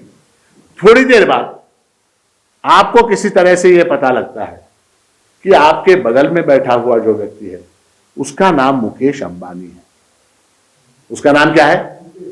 मुकेश अंबानी, जैसे ही आपको पता लगा कि वो आदमी मुकेश अंबानी है, तो फिर क्या, माम आश्रित्य सर सर सर शुरू हो जाएंगे आप। क्यों? क्योंकि उसकी महत्ता का ज्ञान हो गया। जब उसकी महत्ता का ज्ञान होता तब उसकी शरण में जाता। ठीक है, तो परमात्मा की महत्ता, परमात्मा का ऐश्वर्य, परमात्मा का अनंत स्वरूप, इसका जब ज्ञान हो जाता है तब हम परमात्मा की शरण में, ऐसे नहीं जाते। कौन परमात्मा, कहां का परमात्मा? जब उसकी महत्ता मालूम हो जाती है, उसका ऐश्वर्य मालूम होता है, जब उसकी लीला मालूम हो जाती है, जब उसकी शक्ति का ज्ञान होता है, उस समय हम उसकी शरण में जाते हैं। तो माम आश्रित्य। और उसके बाद क्या, यतंती। यतंती किस लिए? जरा मरण से छूटने के लिए, बुढ़ापे से और मृत्यु से छूटने के लिए। तो ऐसा है कि परमात्मा का आश्रय और प्रयत्न, ये दोनों चीजें चाहिए। प्रयत्न और परमात्मा का आश्रय दोनों चाहिए। जैसे बंबई से जो ट्रेन निकलती है पूना जाने के लिए, खपोरी स्टेशन पर उस ट्रेन में 2 इंजन लगते हैं, 2 इंजन। एक इंजन क्या करता है, गाड़ी को खींचता है, दूसरा इंजन क्या करता है, गाड़ी को धकेलता है। तो हमारा प्रयत्न जो है वो खींचने वाला इंजन है, यतंती प्रयत्न, वो खींचने वाला इंजन है। और धकेलने वाला इंजन कौन सा है? तो माम आश्रित्य, परमात्मा का आश्रय जो है वो माम आश्रित्य, परमात्मा का आश्रय हमको धकेलता है, परमात्मा की कृपा हमको धकेलती है, हमारा प्रयत्न खींचता है। तो जरा मरण मोक्षाय माम आश्रित्य यतन्त्रिये ते ब्रह्म तद्विदुः कृष्णम अध्यात्मम कर्म चाखिलम। वो जो है सच्चिदानंद घन ऐसे परब्रह्म परमात्मा को जान लेते हैं। वो मेरे निर्गुण निराकार निर्विकार स्वरूप को, जो क्या है, जो ब्रह्म से भिन्न कुछ नहीं है, ऐसे ब्रह्म को जान लेते हैं। ठीक है, ब्रह्म शब्द आया है। उसके बाद अध्यात्मम ऐसा शब्द आया है, वो संपूर्ण अध्यात्म को जान लेते। यहां पर अध्यात्म शब्द का अर्थ स्पिरिचुअलिटी या फिलॉसफी ऐसा नहीं है, ये सारे टेक्निकल शब्द हैं। ब्रह्म, अध्यात्म और कर्म, ये क्या है, ये टेक्निकल टर्म्स है। जैसे प्रत्येक शास्त्र का आपने कुछ एक उनका उनके शब्दों का एक ये होता है। जैसे इन्फ्लेशन शब्द है, इन्फ्लेशन। अब इन्फ्लेशन शब्द जो है डिक्शनरी में अगर आप देखेंगे इन्फ्लेशन शब्द का अर्थ, तो वहां आपको क्या मिलेगा, फुलाना है। गुब्बारा होता है ना, उसको हम फूक फूक के इन्फ्लेट करते हैं, उसको क्या, इन्फ्लेशन। किंतु किसी इकोनॉमिस्ट से अगर आप पूछेंगे कि इन्फ्लेशन शब्द का अर्थ क्या है, तब आपको 1 घंटे तक लेक्चर देगा वो। तो आपको एक घंटे तक, क्योंकि इकोनॉमिक्स के अंदर इन्फ्लेशन का अर्थ जो है वो अलग ही है, वो अलग ही है। और गुब्बारे को फूकने में जो इन्फ्लेशन है उसका अर्थ अलग है। ठीक है, उसी तरह से ये वकील लोग होते, वकील लोग ये हमेशा मिस कैरेज ऑफ जस्टिस कहते हैं, मिस कैरेज ऑफ जस्टिस। आप देखेंगे मिस कैरेज शब्द का अर्थ क्या, तो मिस कैरेज यानी गर्भपात होना। मिस कैरेज शब्द का अर्थ क्या है, गर्भपात होना। तो वकील लोग बात करते हैं it is a miss carriage of justice. अरे इसकी कहां अदालत में किसको क्या गर्भपात हो गया, क्या हो गया, है ना? नहीं, वहां वकीलों की भाषा में, लॉ की भाषा में, जुडिशियरी की भाषा में मिस कैरेज ऑफ जस्टिस यानी अन्याय होना है। मिस कैरेज ऑफ जस्टिस शब्द का अर्थ क्या है, अन्याय होना। तो क्या हो जाता है, शब्दों के जो अर्थ हैं, जो शब्दकोश में दिए जाते हैं, उनसे भिन्न अर्थ, उनका जो टेक्निकल अर्थ होता है जिसको पारिभाषिक शब्द कहते हैं, वो पारिभाषिक शब्द जो है उनके अर्थ भिन्न होते हैं। इस श्लोक में भगवान ने 3 पारिभाषिक शब्दों का, 3 टेक्निकल टर्म्स का प्रयोग किया है। कौन कौन से? तो यहां पर भगवान ने 3 शब्द कहे, ब्रह्म, अध्यात्म और कर्म। ये 3 शब्द, वो जो है, जो मेरा आश्रय लेते हुए प्रयत्न करता है, निष्काम उपासना करता है, निर्गुण की उपासना करता है, मेरी शरण में आता है, ऐसा भक्त जो है वो विदुहु, विदु यानी क्या, जान लेता है। किसको जान लेता है? ब्रह्म के स्वरूप को जान लेता है, संपूर्ण अध्यात्म को जानता है, और कर्म, अखिलम कर्म, संपूर्ण कर्मों के रहस्य को जान लेता है। अब ब्रह्म जो है ब्रह्म यानी क्या? तो वेदांत शास्त्र में ब्रह्म शब्द का अर्थ है कि बृहत्तमत्वाद ब्रह्म, जो सबसे बड़ा है उसको ब्रह्म कहते हैं। कितना बड़ा? कितना बड़ा? बड़े से बड़ा। कितना बड़ा ये नहीं बताया, बड़े से बड़ा। अनंतम ब्रह्म सच्चिदानंद घन, ऐसा जो ब्रह्म है उस ब्रह्म को जान लेता है। और ब्रह्म जो जाने सो ब्रह्म ही होता है। महाराज जी ने कहा कि ब्रह्म जो जाने सो ब्रह्म ही होता है। उसको किस पद की प्राप्ति हो जाती है? उसको ब्रह्म पद की प्राप्ति हो जाती है। और क्या? और वो कृष्णम अध्यात्मम विदुहु। अध्यात्म शब्द का अर्थ ऐसा है यहां पर कि जीव का जो स्वरूप है, जीव का जो स्वरूप है उस स्वरूप को भी वो जान लेता है। ब्रह्म को भी जानता है और जीव को भी, ईश्वर को भी जानता है। और जीव अधि आत्मा, जो अंदर की बात है, वो आता ना एडवर्टाइजमेंट, क्या ये अंदर की बात है। तो जो अंदर की बात है, अधि आत्मा यानी क्या? अंदर की बात, उसको वो जानता है, संपूर्ण रूप से जानता है। देखिए कि हमारा प्रॉब्लम क्या है, न जानने के कारण प्रॉब्लम है। न जानने के कारण प्रॉब्लम है। अगर हम जान ले तो वहां कोई प्रॉब्लम नहीं है। न जानने के कारण प्रॉब्लम। जीव का स्वरूप क्या है इसको हम नहीं जानते, इसलिए प्रॉब्लम है। जीव के स्वरूप को अगर हमने जान लिया तो प्रॉब्लम समाप्त हो जाता है। किसी भी वस्तु के प्रॉब्लम, जैसे इलेक्ट्रिसिटी है, अब इलेक्ट्रिसिटी को छूने से शॉक लगता है क्या नहीं? इलेक्ट्रिसिटी को छूने से शॉक लगता है। क्यों लगता है? क्योंकि हम जानते नहीं कहां छूना है, छूते समय क्या प्रिकॉशन लेना है, कौन सा ग्लव्स पहनना है, रबर के चप्पल पहनने हैं, लकड़ी का नीचे उसको क्या बैड कंडक्टर कुछ होना चाहिए जिसके ऊपर खड़े होकर आप उसको हाथ लगा। ये सारी चीजों का हमको ध्यान नहीं है। हमने क्या किया? बेवकूफ की तरह गए, वायर को पकड़ा, तोड़ा, जोड़ने की कोशिश, फटाक से शॉक लगा, गिरे, मरे। ठीक है, न जानने के कारण। जो जानता है, आपने देखा होगा जो जानने वाले इलेक्ट्रिक के खंभे के ऊपर लोग चढ़ते, जो विद्युत मंडल के कर्मचारी होते हैं वो चढ़ जाते हैं बंदर की तरह ऊपर खंभे के ऊपर, और वहां कितनी पावरफुल लाइन होती है, वो सारी लाइन को जोड़ते हैं, काटते हैं, उसको बिठाते हैं, सब कुछ हाथ लगाते हैं, सब कुछ करते हैं। हाँ, उनको शॉक क्यों नहीं लगता? क्योंकि वो जानते हैं। तो कृष्णम अध्यात्मम विदुः, जीव के स्वरूप को जानते हैं। उसके बाद क्या? कर्म चाखिलम विदुः। अब क्या? अखिलम कर्म यानी क्या? प्रारब्ध, संचित और क्रियमाण, इन तीनों प्रकार के कर्मों को वो जानते हैं। तीनों प्रकार के कर्मों के रहस्य को वो जानते हैं। संचित यानी कौन से? संचित यानी अनेक अनेक जन्मों में जो कर्म हमने किए, जो हमारे खाते के अंदर जमा हो गए, जिनका फल अभी तक हमको प्राप्त नहीं हुआ है, जो हमारे खाते में पड़े हुए हैं, ऐसे जो कर्म हैं उनको संचित कर्म कहते हैं। इन सारे कर्मों का फल हम एक जन्म में भोग सकते हैं क्या? नहीं भोग सकते, नहीं भोग सकते। तो उसके लिए क्या? थोड़े से कर्म जो फल देने के लिए उन्मुख हो गए हैं, फल देने के लिए तैयार हो गए हैं, उनको क्या कहते हैं? उनको प्रारब्ध कहते हैं। जिनका भोग एक जीवन में हम लेते हैं उनको क्या? प्रारब्ध। प्रारब्ध यानी क्या? जिन्होंने फल देना प्रारंभ कर दिया है, ऐसे फलों, ऐसे कर्मों का एक समूह, उसको कहते हैं प्रारब्ध कर्म, जो एक जीवन में हम भोग कर समाप्त करते हैं। ये बड़ा अच्छा हुआ। तो खाते में है, उसमें से थोड़े थोड़े लिए और एक एक जन्म में खत्म करते गए, अंततः सारे कर्म समाप्त हो जाएंगे। जब कर्म समाप्त हो जाएंगे मोक्ष प्राप्त नहीं। क्या है? प्रारब्ध कर्म जो है, उन कर्मों के फल को भोगते हुए हम नित्य नए कर्म पुनः करते हैं, नित्य नए कर्म करते हैं। उनको क्या बोलते हैं? उनको क्रियमाण बोलते हैं। उनको क्या बोलते हैं? क्रियमाण कर्म बोलते हैं। तो इसलिए जो है प्रारब्ध कर्म जो है वो किसी भी प्रकार से प्रारब्ध का जो भोग है उसको मिटाया नहीं जा सकता। प्रारब्ध का जो भोग है उसको मिटाया नहीं जा सकता। वो कैसा है? तो वो जो है बंदूक से निकली हुई गोली की तरह है, उसको वापस लौटाया नहीं जा सकता। किंतु उसमें भी तीन प्रकार के प्रारब्ध हैं, मंद प्रारब्ध, मध्यम प्रारब्ध और तीव्र प्रारब्ध। मंद प्रारब्ध जो है वो मनुष्य अपने प्रयत्न से उसको अमेंड कर सकता है।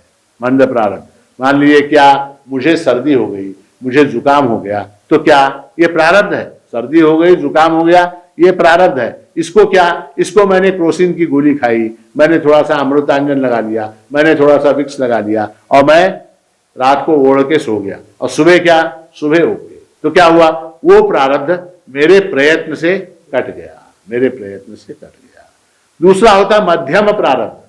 मध्यम प्रारब्ध को मिटाया नहीं जा सकता, मध्यम प्रारब्ध को आप मिटा नहीं सकते, उसको क्या, उसको मैनेज करना पड़ता। मध्यम प्रारब्ध को मैनेज करना पड़ता। मैनेज कैसे करेंगे, तो डायबिटीज, डॉक्टर के पास गया, डायबिटीज, डायबिटीज मिट सकता है क्या, नहीं मिट सकता। डायबिटीज जो है जब तक शरीर है तब तक रहेगा। अब उसको क्या, उसको मैनेज करना पड़ता। मैनेज यानी क्या, चावल मत खाओ, आलू मत खाओ, शक्कर मत खाओ, बिना शक्कर की चाय पियो, और क्या, इंसुलिन लो, एक्सरसाइज करो, दौड़ो, भागो, हाँ, ट्रेडमिल करो, ये सब करो। इससे क्या होगा, इससे वो मैनेज हो जाए, कम नहीं होगा, छूटेगा नहीं, मैनेज हो जाएगा। तो मध्यम प्रारब्ध में जिन कष्टों का, जिन पीड़ाओं का हमको सामना करना पड़ता है, उसको जो है उपासना के बल पर, उसको जो है भक्ति के बल पर, परमात्मा की कृपा के बल पर, भक्ति के बल पर, उपासना, जप, दान, होम, तर्पण, ऐसे साधनों के से जो है हम उसको मैनेज कर सकते हैं। और मान लीजिए कि वो जो आपका प्रारब्ध है वो तीव्र प्रारब्ध है, तो क्या होगा, तीव्र प्रारब्ध। तीव्र प्रारब्ध यानी कैसा, मान लीजिए क्या, तो 4th स्टेज का कैंसर है, 4th स्टेज का कैंसर है। उसको कोई ठीक कर सकता है क्या, आज तक तो कोई दवा नहीं निकली। तो 4th स्टेज का कैंसर क्या है, उसको भोगना ही पड़ेगा, उसको भोगना ही पड़ेगा, ठीक है। तो उसकी निवृत्ति कैसे, उसकी निवृत्ति ज्ञान से होती, उसकी निवृत्ति कैसे होती है, ज्ञान से होती। क्या, ये कैंसर किसको हुआ, शरीर को हुआ, ये कैंसर किसको हुआ, शरीर को हुआ, मुझको हुआ क्या, नहीं हुआ, तो क्या होगा, छूट गया। ज्ञान से ये जो तीव्र प्रारब्ध है वो मिटता है। किंतु जो है प्रारब्ध का भोग जो है वो लेना ही पड़ता है, प्रारब्ध का भोग लेना ही पड़ता है, ठीक है। और उसको किस रूप में स्वीकार करना है, प्रारब्ध का जो भोग है उसको किस रूप में स्वीकार करना है, उसको परमात्मा के प्रसाद के रूप में स्वीकार करना है। इस बात को वो जो निष्काम भक्त है वो जानता है, इस बात को वो जानता है, इसलिए वो ग्रंबल नहीं करता। हम क्या है, हमको हमारे कर्मों के फलस्वरूप हमको सुख दुखादि भोग होते हैं। जितने भी सुख दुख हैं वो किस लिए हैं, वो परमात्मा ने दिए। क्या, सुखस्य दुखस्य न कोपि दाता परो ददाति इति कुबुद्धि रेषा। दूसरा कोई हमको सुख देता है, दूसरा कोई हमको दुख देता है, ये क्या है, कुबुद्धि है, ये बेवकूफी है, ये मूर्खता है। हमारे अपने कर्मों का फल है। सुख क्या है, हमारे कर्मों का, पुण्य कर्मों का फल है। दुख क्या है, हमारे अपने पाप कर्मों का फल है। तो सुखस्य दुखस्य न कोपि दाता, वो देने वाला कोई नहीं। परो ददाति इति कुबुद्धि रेषा, दूसरा देता है, ये कुबुद्धि है। तो इस बात को जानते हुए, इस बात को जानते हुए और इस बात को स्वीकार करते हुए कि ये जो दुख मुझे प्राप्त हो रहा है ये मेरे अपने कर्मों का फल है, ये जो सुख प्राप्त हो रहा है ये मेरे अपने कर्मों का फल है, इस बात को जानते हुए उस फल को, कर्म के फल को जो प्रसाद बुद्धि से स्वीकार करता है, प्रसाद बुद्धि। जैसे हमारे यहाँ भजन होता है, अब वेदांत सप्ताह में रोज रात को आप लोग देख रहे हैं भजन, तो भजन में क्या, एक टोकरी वो चुरमुरा होता, मुरमुरा, ठीक है, उसके अंदर वो खोबरे के, नारियल के टुकड़े करके डाल देते, ठीक है। अब वो प्रसाद बांटने वाला, उसको 400-500 लोगों को प्रसाद बांटना है एक 15-20 मिनट के अंदर, वो सबको ऐसे ऐसे ऐसे ऐसे करके प्रसाद देता है, ठीक है। अब वो जो प्रसाद आता है हमको, हाँ, जो मुरमुरे चुरमुरे जो भी आते हैं, उसको हम हाथ में ग्रहण करके उसको माथे से लगाकर हम ग्रहण कर ले, प्रभु का प्रसाद है, ठीक है। अब उसके अंदर कितने खोबरे के टुकड़े हैं, उसके अंदर कितने जो हैं नारियल के खोबरे के जो टुकड़े हैं वो कितने हैं, उसको उतने क्यों और मुझे इतने क्यों, ऐसी चिकित्सा हम करते हैं क्या प्रसाद में? प्रसाद में नहीं करेंगे, प्रसाद में नहीं करेंगे। हाँ, अगर मान लीजिए हम किसी दुकान में गए, वहां खरीद रहे हैं, उसको जो है 7 रुपए में दे रहा है और मेरे को 10 रुपए में दे रहा है, तो मैं वहां झगड़ा कर सकता हूं, क्या मुझे क्यों 10 रुपए में, उसको क्यों 7 रुपए में, मैं झगड़ा कर सकता हूं। किंतु यहां पर जहां प्रसाद है वहां मुझे ग्रंबल करने की कोई गुंजाइश नहीं है, जो मिला प्रभु का प्रसाद है, तो उस प्रसाद को प्रसाद बुद्धि से स्वीकार करता है। कौन?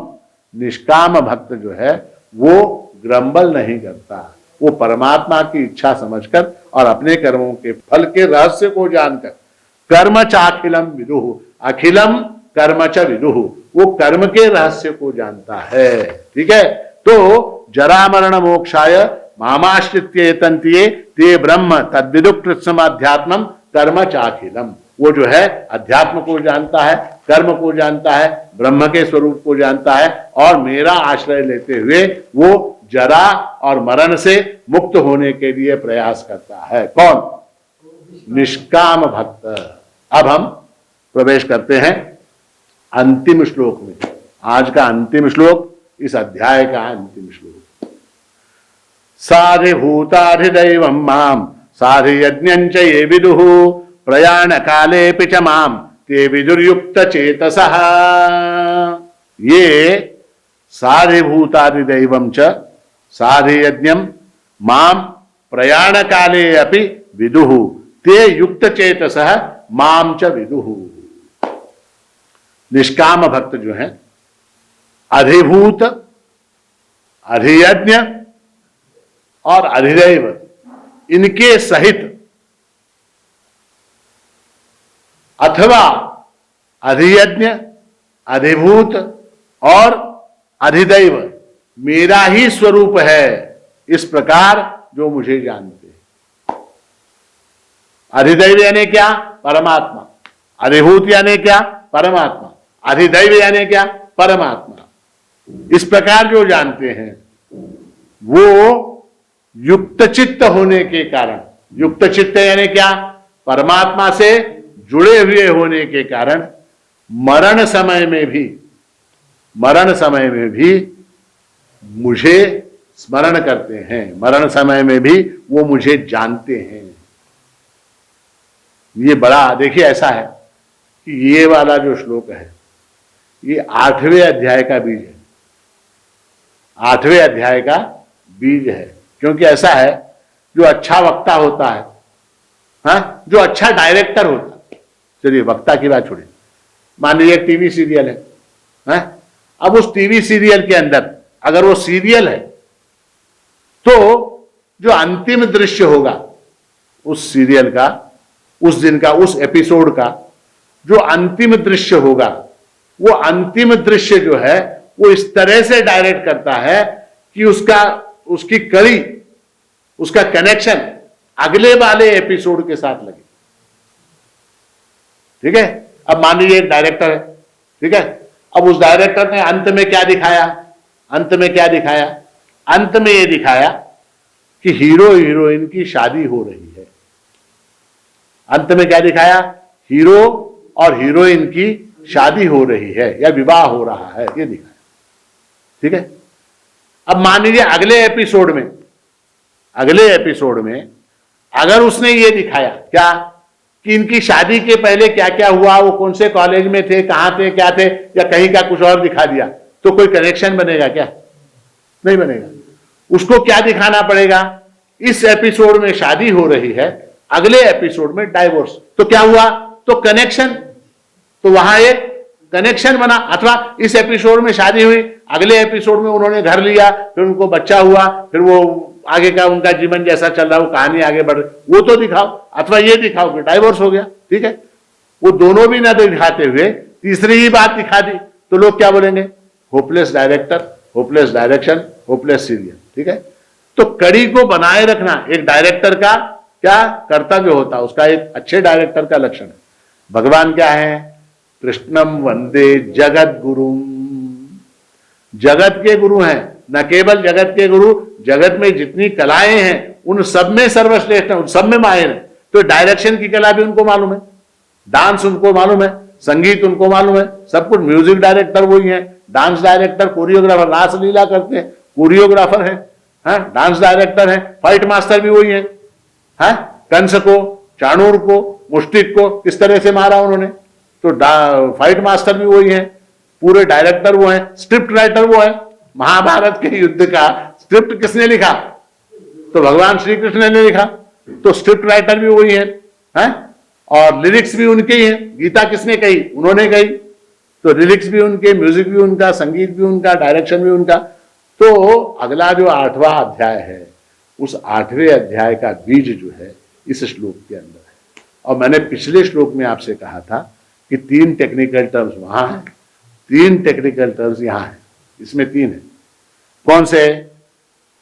अधिभूत, अधिदैव, अधियज्ञ। ये जो है इनका स्वरूप जो है मुझसे भिन्न नहीं है, ऐसा जो जानता है और जिस प्रकार से जो युक्तचित्त हुआ है वो मरण काल में भी मुझे नहीं भूलता, ऐसा इस श्लोक का भाव है। अब अधिभूत यानी क्या? तो अधिभूत यानी तो ये जितने भूत हैं, पंचमहाभूत हैं, जो भौतिक सृष्टि, भूत और भौतिक, वो सब क्या है? तमोगुण प्रधान है, वो सब तमोगुण प्रधान है। और भगवान शिव जो है वो क्या है? वो तमोगुण के अधिष्ठात्र देवता है, अधिष्ठाता है। तमोगुण के अधिष्ठाता कौन है? तो भगवान शिव है। भगवान शिव है जो सृष्टि का संहार करते हैं, वो भगवान शिव जो है तमोगुण के अधिष्ठाता है। और पंचमहाभूत और इन भूतों से उत्पन्न जितनी भी भौतिक पदार्थ है, जैसे पृथ्वी तत्व है, पृथ्वी तत्व से भौतिक क्या? तो ये भवन, ये भवन क्या है? मिट्टी है, सीमेंट है, लकड़ी है, सब क्या? ये पृथ्वी तत्व है। तो भूत भौतिक, भूतों से बनी हुई भौतिक वस्तु, ये सब क्या है? ये सब तमोगुण प्रधान है, ये सब तमोगुण प्रधान है। तो इनका अधिष्ठाता देवता कौन है? अधिष्ठात्र देवता कौन है? तो तमोगुण के अधिष्ठात्र देवता भगवान शिव होने के कारण भगवान शिव जो है वो तमोगुण के देवता हैं। और अधिभूत यानी क्या? तो अधिभूत शब्द का अर्थ है इन सभी भूतों के अंतर में वास करने वाले। इन सभी भूतों के अंतर में वास करने वाले कौन? भगवान शिव, भगवान शिव, क्योंकि ये सब तमोगुण है। इसके देवता कौन? तो भगवान शिव। अधिभूत। अधिदैव, अधिदैव यानी क्या? तो अधिदैव शब्द का अर्थ है कि ये जो हिरण्यगर्भ से लेकर समस्त जो हिरण्यगर्भ जो देवता है, ब्रह्मा जी जिसके देवता हैं, ये सारे जो भूत हैं, इन सारे भूतों का जो सूक्ष्म, उसका जो अंश है, हम जितने जीव हैं, हमारे सारे जितने सूक्ष्म शरीर हैं, उन सारे सूक्ष्म शरीरों का समष्टि, उसको सबको मिला दिया जाए, मेरा मन, उसका मन, इसका मन, इसका मन, उसकी बुद्धि, इसकी बुद्धि, हमारे मन, बुद्धि, चित्त, अहंकार, इनको अगर समष्टि रूप से मिला दिया जाए तो उसके देवता कौन? तो वो जो है रजोगुण प्रधान होने के कारण उसके देवता कौन? उसके देवता ब्रह्मा जी।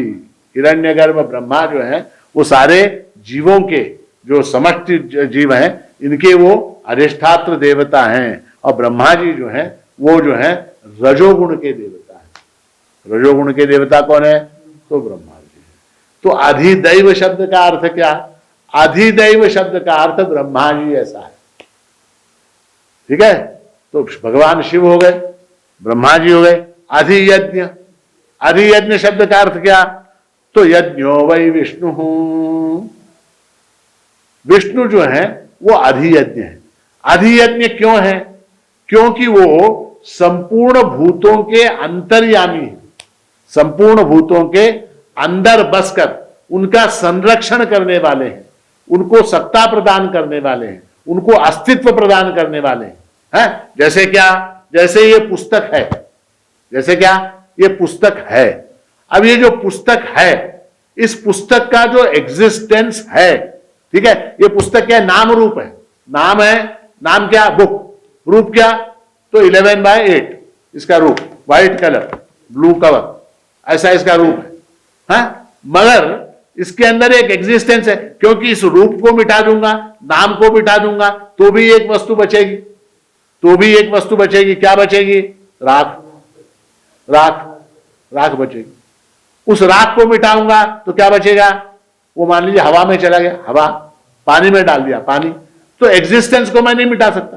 तो वो जो एग्जिस्टेंस है प्रत्येक वस्तु के अंदर, उसको क्या बोलते हैं? उसको बोलते हैं अधियज्ञ, अधियज्ञ। तो भगवान विष्णु जो है वो अंतर्यामी है। अंतर्यामी म्हणुनी वेदी स्तविले अंतरिव सुनी सांबा मज अंतरिले, महाराज ने कहा। तो वो अंतर्यामी रूप से सभी भूतों के अंदर बसे होने के कारण और वो क्या, वो सत्व गुण के प्रतीक। भगवान विष्णु क्या है, सत्व गुण के प्रतीक। सृष्टि क्या है, त्रिगुणमयी है, त्रिगुणमयी है। इन तीनों गुणों के एक एक देवता हैं। तमोगुण के कौन, शिव, रजोगुण के ब्रह्मा, और विष्णु क्या है, वो सत्व गुण के देवता। ठीक है, अब क्या, जो साधिभूतादिदैवम माम साधियज्ञम च ये विदुः, जो मुझे साधिभूत मानता है, साधिदैव मानता है, साधि यज्ञ मानता है, यानी क्या, जो मुझे ब्रह्मा विष्णु महेश इन तीनों के सम्मिलित रूप में जानता है, ऐसा अर्थ है इसका। और इसका विस्तार ये अर्जुन ने पूछा 8वें अध्याय के शुरू में ही पूछा कि साधिभूत यानी क्या, साधिदैव यानी क्या, साधि यज्ञ यानी क्या, ये पूछा अर्जुन। वहां विस्तार से भगवान ने 8वें अध्याय में वर्णन किया है, उत्तर दिया है। तो ऐसा जो मुझे जानता है, इस प्रकार से जो मुझे जानता है, उसको प्रयाण काल में भी, प्रयाण काल यानी क्या, हम प्रयाण यानी क्या, यहां से हम मुंबई जाते हैं प्रयाण, यहां से मद्रास जाते हैं प्रयाण, यहां से हैदराबाद जाते हैं प्रयाण। किंतु यहां जो प्रयाण शब्द है उसका तात्पर्य किसी मरण से है। इस लोक से जब हम प्रयाण करते हैं तो प्रयाण काले पिचमाम ते विदुर्युक्त चेतसः, वो जो है युक्त चेतसा यानी क्या, मुझसे जुड़े हुए लोग, मुझसे हमेशा जो ऑनलाइन रहते हैं, ऐसे लोग जो हैं प्रयाण काल में भी मुझको जानते हैं। प्रयाण काल में देखिए, प्रयाण काल की बात जब आती है तो ऐसा है कि हमारी जो फैकल्टीज हैं, जब मृत्यु समीप आती है तो क्या होता है, एक एक फैकल्टी जो है वो बंद होने लग जाती है। एक एक फैकल्टी बंद होती है। कैसे बंद होती है, तो सुनाई देना बंद हो जाता है, दिखाई देना बंद हो जाता है, बोलना बंद हो जाता है, स्पर्श की शक्ति समाप्त हो जाती है, स्पर्श की शक्ति समाप्त हो जाती है, और क्या, गंध आनी बंद हो जाती है। इस तरह से हाथ पांव हिलाने की जो शक्ति है वो सब धीरे धीरे बंद हो जाती है। बुद्धि काम करना बंद कर दे।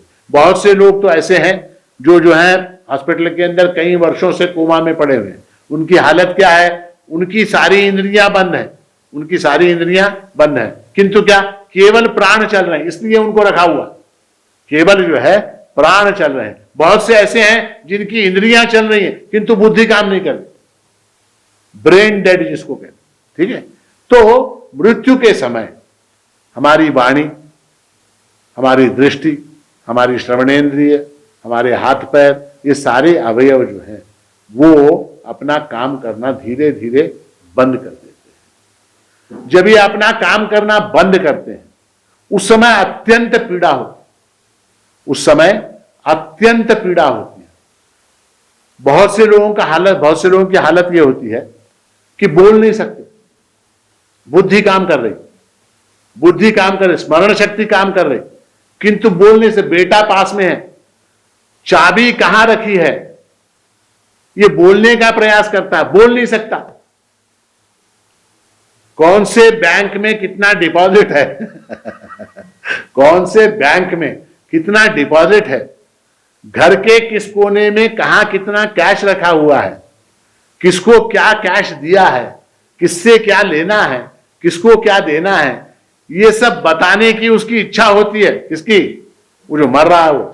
ठीक है, बेटा पास में है, बहू पास में है, बेटी पास में है, पत्नी पास में है, इनको बताने की इच्छा होती है किंतु बता नहीं सकता। क्यों नहीं बता सकता, वाणी चली गई। अच्छा, लिख के देगा, लिख के तो हाथ काम नहीं कर रहा, मगर बुद्धि में जो है चल रहा, चाबी मैंने वहां रखी, चाबी इसको पता नहीं चाबी मिलेगा, ये बेवकूफ है, ये पता नहीं क्या करेगा। वो कहते हैं ना, बहुत से इसमें कहा जाता है कि अगर बेटा योग्य हो तो भी संपत्ति बचाकर उसको नहीं देनी चाहिए। बेटा अगर योग्य हो तो भी अपनी संपत्ति उसके लिए बचानी नहीं चाहिए। क्यों? क्योंकि वो योग्य है, अपने आप कमा लेगा, क्योंकि वो योग्य है, अपने आप कमा लेगा। बेटा अगर अयोग्य है तो भी उसके लिए संपत्ति नहीं बचानी चाहिए। क्यों? क्योंकि अयोग्य है, बर्बाद कर देगा। तो इसलिए क्या, उसका भोग ले। मगर हम क्या करते हैं, संपत्ति को बचा के रखते हैं। ठीक है, किसके लिए? अपनी आगे की पीढ़ी के लिए। अच्छी बात है, कोई बुरी बात नहीं, किंतु वो बताने का सामर्थ्य नहीं है, क्या कहाँ रखा है, कहाँ क्या रखा है। तो बड़ी विचित्र परिस्थिति। उसके बाद शरीर में पीड़ा होने लगती है, उसके बाद किए हुए पाप स्मरण में आते हैं। मरते समय कहते हैं लोग क्या कि सिनेमा की तरह चलता है, सामने सारे दृश्य आते हैं, बचपन से लेके अब तक जो पाप किए वो सारे हमारे आंखों के सामने आते हैं। हमने ये किया, इसको धोखा दिया, उसके पास रिश्वत ली, इसके साथ ऐसा किया, इसके साथ दुर्व्यवहार किया, वो किया, ये किया, तो हमारे जो पाप है वो स्मृति में आती, उसके कारण भी पीड़ा होती। उसके बाद मोह है, इन लोगों को छोड़ के जाना है, जो मेरे अपने हैं, जिनको मैं अपना समझ रहा हूं, इनको छोड़ के जाना है, तो उस समय वो भी दुख होता।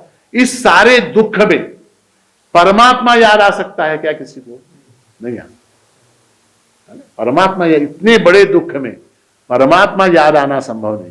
किंतु मेरे इस समग्र रूप को जो जान लेते हैं, मेरे इस समग्र रूप को जो जान लेते हैं, सारे भूतादि दैवम माम सारे यज्ञम च ये विदुः प्रयाण काले च माम ते विदुर्युक्त चेतसा, युक्त चेतसा प्रयाण काले माम विदुः, वो जो है मुझे जानते हैं, प्रयाण काल में भी उनको मैं स्मरण में आता हूं।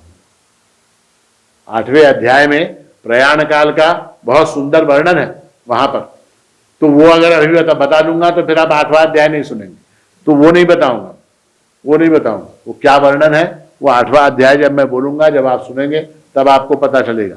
किंतु यहां जो भगवान कह रहे हैं वो ये कि प्रयाण काल में भी जब सारी फैकल्टीज आपकी बंद होने लगती हैं, जब अत्यंत दुख, अत्यंत पीड़ा होती है, ऐसी अवस्था में भी मैं उसको स्मरण आता हूं, मैं उसकी स्मृति में आता हूं, और क्या वो मुझे उस अवस्था में भी जानता है। तो ये जो है ये बहुत बड़ा फल है, इतना बड़ा फल है कि बाकी वक्त परमात्मा याद आना तो सहज है, सुख में दुख में बाकी समय परमात्मा की याद आना सहज है, किंतु मृत्यु के समय परमात्मा की याद आना ये भाग्यवानों को प्राप्त होता है, ये केवल भाग्यवानों को प्राप्त। इसलिए भगवान कहते हैं प्रयाण काले पिच माम ते विदुर्युक्त चेतस, युक्त चेतसः, वो जो है मेरे से जुड़े होने के कारण युक्त चेतसा, युक्त यानी जुड़ा हुआ, कनेक्टेड, ऑनलाइन, ऐसा जो मेरा भक्त है उसको मैं प्रयाण काल में भी याद आता हूं। तो यहां तक हमने ये 30वां श्लोक भी देखा।